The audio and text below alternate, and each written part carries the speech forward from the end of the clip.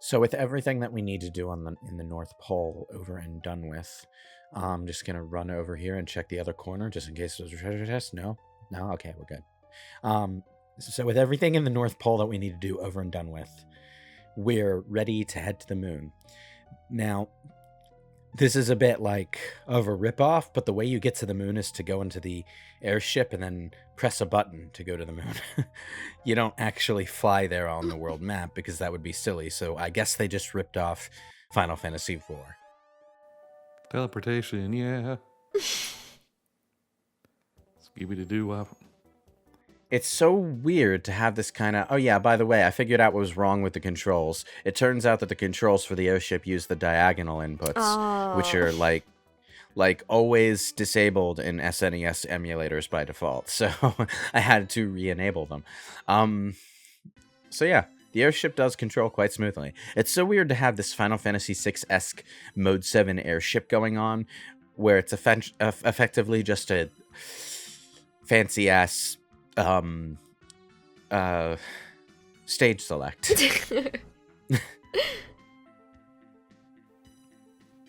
Perfect heart. You have to say the emoji. Perfect heart. It was nice of Luna to point out that you can't just walk around as Sailor Moon in a time period where everyone knows who she is. Yeah. No, everyone would totally recognize Princess Serenity, and everyone would totally recognize a Sailor Senshi, but there was no Sailor Moon during this time period. That was something that only happened in the present day.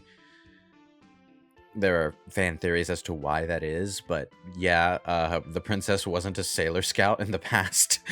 So, it would set off some red flags for people if they recognized who she was. It was safe enough on Earth because, the Sailor Scouts are a moon thing. Also, there's just this random area that's an ice skating rink, and the only noteworthy thing about this location is that according to a nearby NPC, it was one of Sailor Jupiter's favorite places. This is a fun place to explore. The NPCs generally have interesting little tidbits to say. You didn't take Lady Venus's arc, did you? She's been looking for it for some time. Whoopsie. So now we know that the present day version of of Sailor Venus is looking around for her stolen car, which we have because we stole it. Okay, so mock-up poster of Dude, Where's My Car? But it's Venus and Artemis.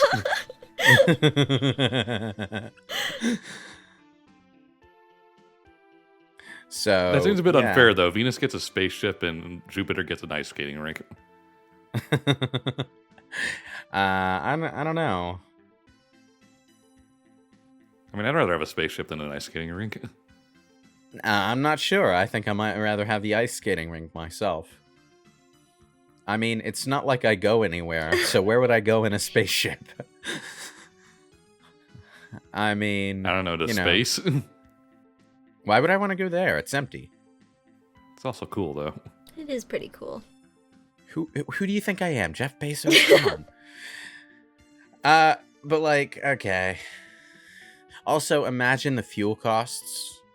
I mean, $3.50 a gallon is already pushing it, but yeah. For a spaceship? Yeah, but it's way cheaper on the moon, according to the Moon Kingdom. See, they don't have any economic problems up there. Well, I mean, they have a source of infinite power, which probably also means infinite electricity. You see, they got to have their cake and eat it too. They solved global warming and they colonized space. Yeah, the power of the sun in the palm of their hands.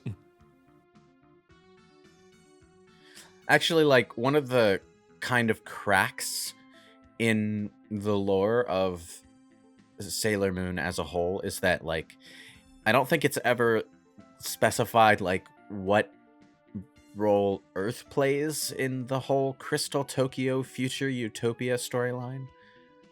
It's whenever they go there, or whenever the story flashes forward to there, they're always just, literally on the moon, and they never touch the Earth. Maybe it's like a Gundam thing where the space colonies are all super fancy and self-important while Earth sucks.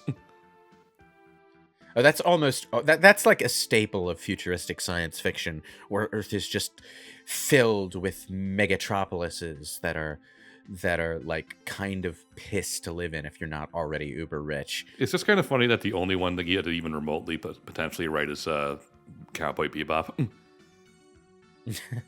Really? Yeah, because it's more so the problem is just that there's too much space shit around our planet, like satellites and crap.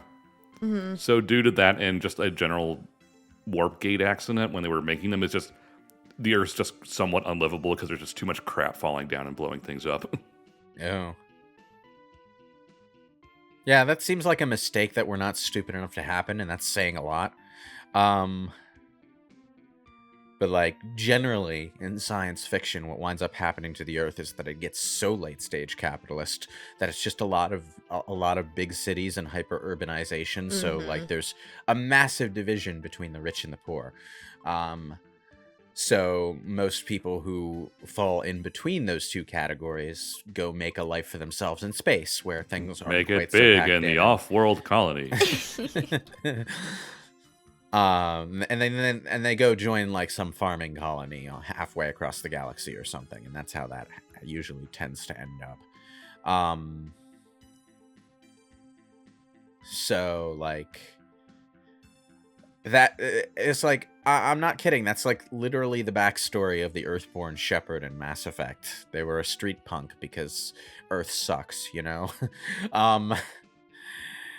But like, okay.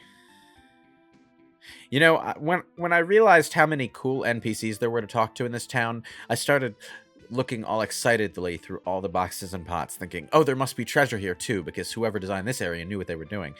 No, there's no treasure here. Just NPCs.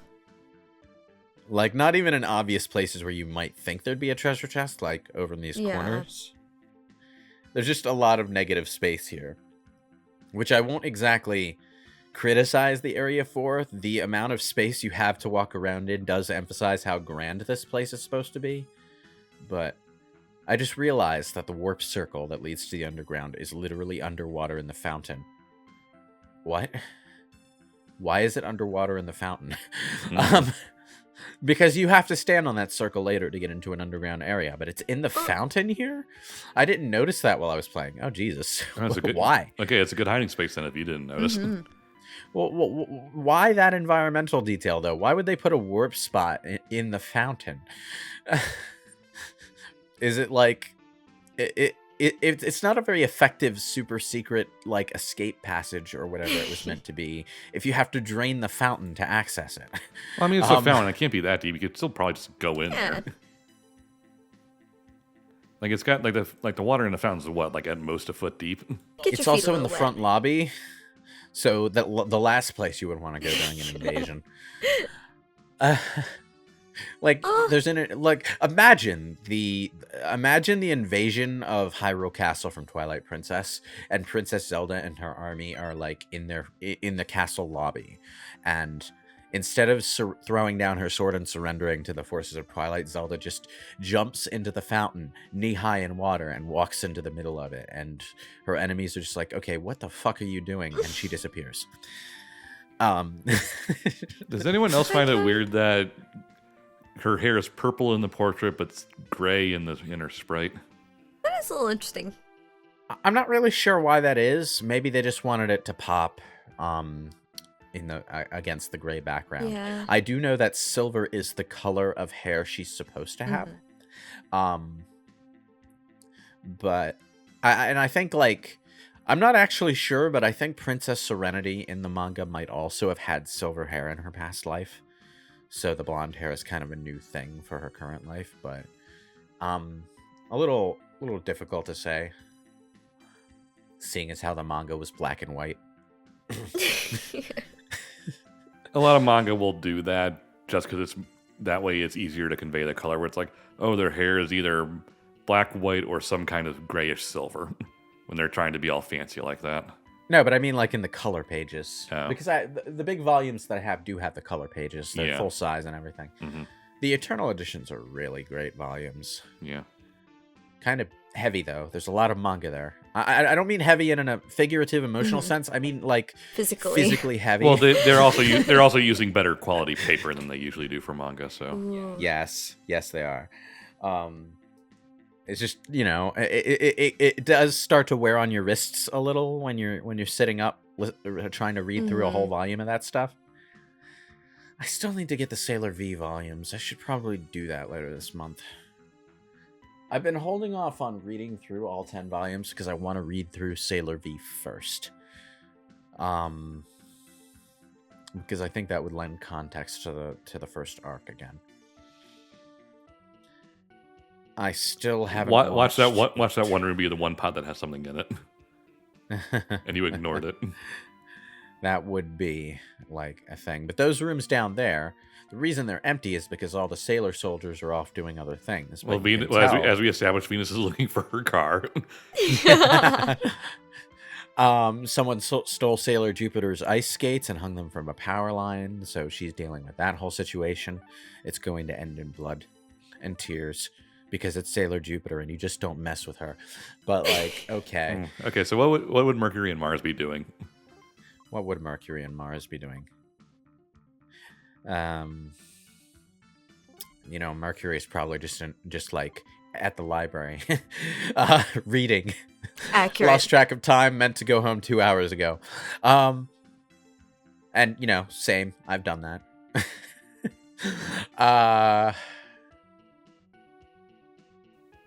Oh. Mars is with Venus pretending to look, but secretly getting enjoyment out of it. She would. I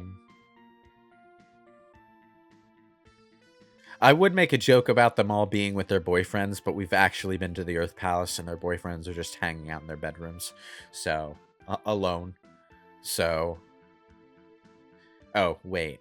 It just occurred to me, maybe they were all waiting for like prearranged rendezvous. And the scouts just can't get there because Venus's car is missing. Venus's car is missing.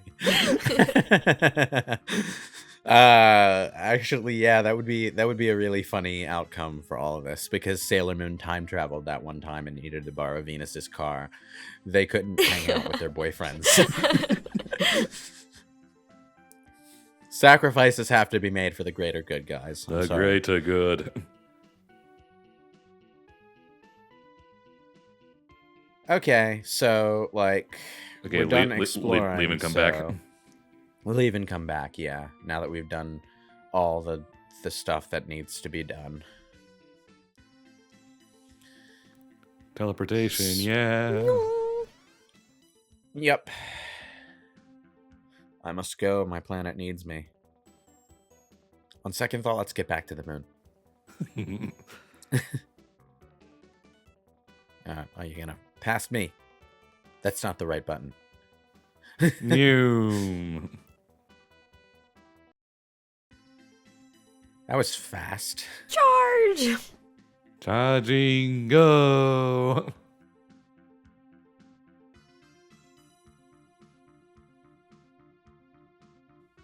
Evil laughter. The Moon Kingdom couldn't have been that good if one person could handle it. So it's nice that they gave Beryl all this backstory, but like she still has the same sprite she always did as a villain. So did they just not predict that this evil-looking woman in the evil-looking pencil dress the goth scene hadn't been invented yet. But like she looks like the Wicked Witch of the fucking West. Yeah, and Wizard of Oz happens later. Why didn't they see this coming?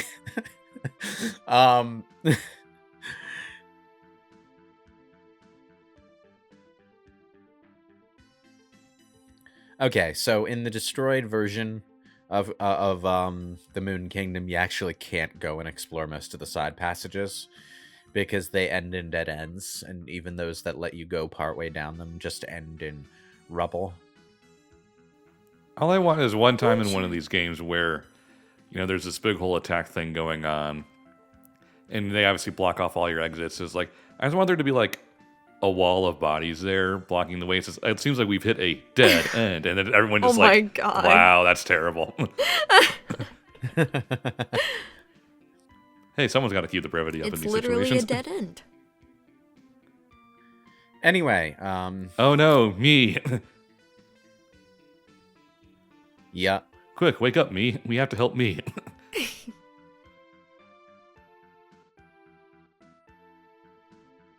Why is she just laying there, though? That doesn't make much sense. Shouldn't she be, like, with Endymion?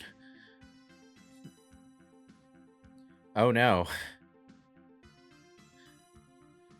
So, this guy, whose name is Prince Demand, because subtlety is dead, is, he, like, really wants to get with the princess, so he was thinking of kidnapping the princess of the past, because that's totally going to go over well.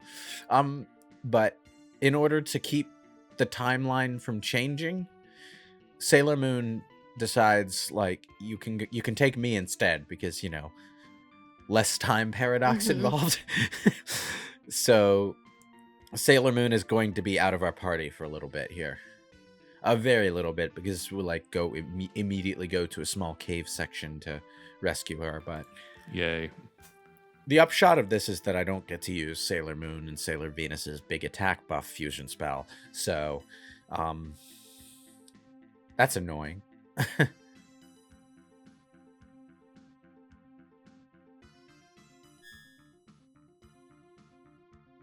And this is the point at which the queen casts the spell to reincarnate the 5 Sailor Scouts, but also this is the point in the anime only where the silver crystal broke apart into the 7 rainbow crystals so that they could have a filler arc during the back half of the season.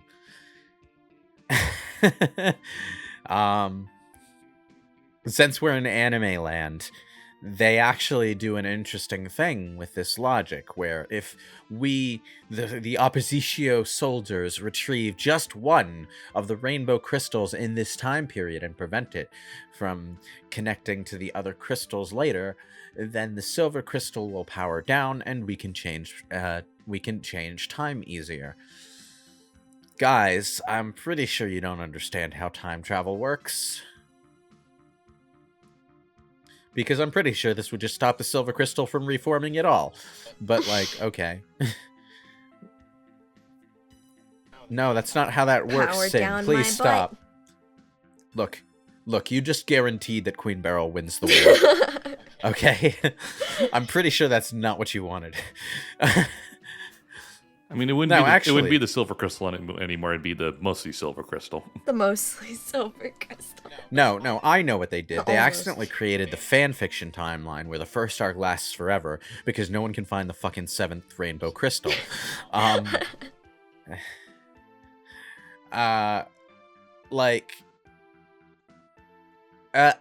When you get down to it, the first arc of Sailor Moon is, like, the most interesting from a general superhero storytelling standpoint, simply because it's the most superhero-y of the bunch. But, like, fanfiction writers tend to gravitate toward the first arc in particular for their stories, simply because it's the most relevant arc to the characters involved. So they vastly inflate the amount of time that the characters spend during that arc fighting random monsters. Just so that they have more room for extra stories. Yeah, there would be no meaning to a future without the princess. I like this line where one of them is like, you know, she's kind of gullible, but she's our gullible fool or something. She's what holds this group together. Is she? Yeah, she's our gullible, lovable bottle of super glue.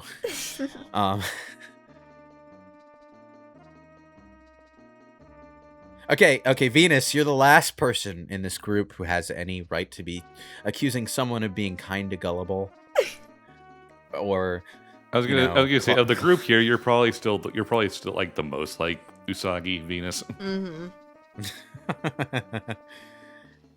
Now that I think about it, is where we have 2 blonde ditzes in our group. We really only need 1.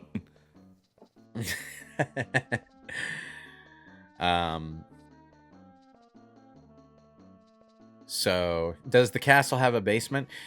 You see, I'm pretty sure in the manga by now they've already visited the basement of the castle in the present day. But, And then they go into the basement and find the book that explains how all the Titans are formed.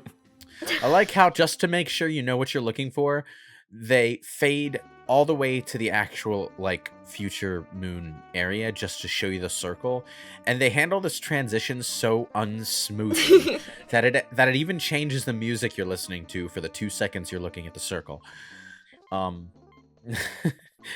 Oops. I mean, you could have just had an image file of the circle and shown that on screen so that you didn't have to load an entire new area, but oh, what do I know?